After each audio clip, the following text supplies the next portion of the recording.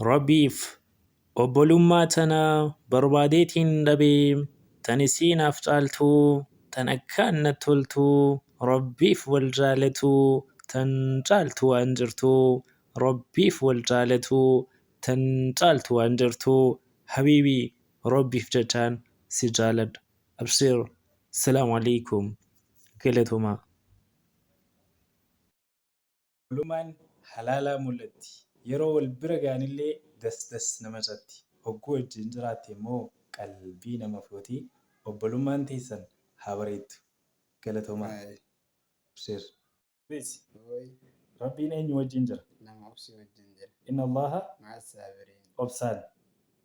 Jiruu teessan firraa bareechaa. Galatooma. Abshir. Salaamu alaikum. Waalaikum salaam wa rahmatullahi wa barakaatuh. Obbolummaan qaalii ta'alaan harkanne Rabbii keerraa malee beeki kan harkanne Rabbii isiniif haa kennu warra obboleessa hin qabne Rabbii isiniif haa kennu warra obboleessa hin qabne galatooma.